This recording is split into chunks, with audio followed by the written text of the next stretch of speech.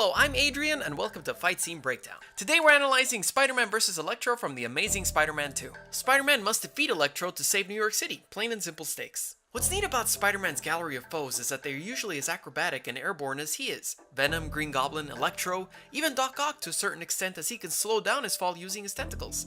What that entails is that you can get extremely creative airborne shots that shift and move along with the characters, allowing you to go on a ride with them. This kind of movement happens frequently in the fight and is extremely effective in showing Spider-Man's agility and speed. What should also be said is that this sequence does kind of turn into an incredibly expensive video game cutscene, or in other words, everything you see is pre-rendered on a computer with little to no live action elements. But I don't fault it, as it does look very convincing, and trying to do these shots in live action would have probably looked extremely goofy.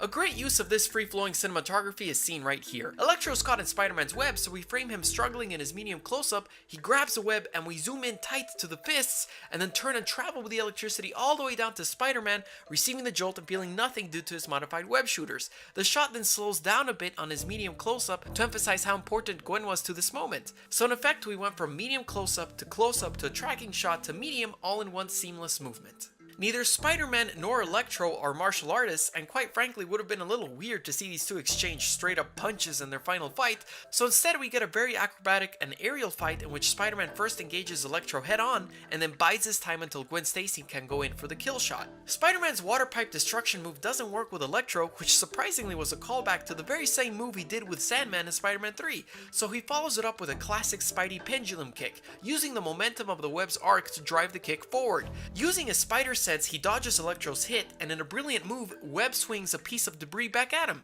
He then uses another Spidey classic by slingshotting himself against Electro and performing a tackle. Electro has him in a full mount chokehold, and although there are several ways to block this move, including Krav Maga's, where you trap your assailant's arms and leg and then pop your hips to roll him off you, Spidey goes for the superhero tactic and simply kicks him into the sky, eventually web slamming him into the ground. But with Electro fully embracing the fact he's in a power grid, he's able to easily turn the tables on Spidey. Once Gwen Stacy arrives, Spider-Man dodges most of Electro's attacks, and when the time is just right, traps him with a well-placed web to set up his energy overload attack, which ends up working really well. Join my Patreon to get access to cool behind-the-scenes stuff and a bunch of other rewards. What did you guys think of the fight? Which fight would you like me to analyze next? Subscribe, and you can follow me on my Twitter, Instagram, and brand new Facebook fan page, Godzilla Rex. See you next time.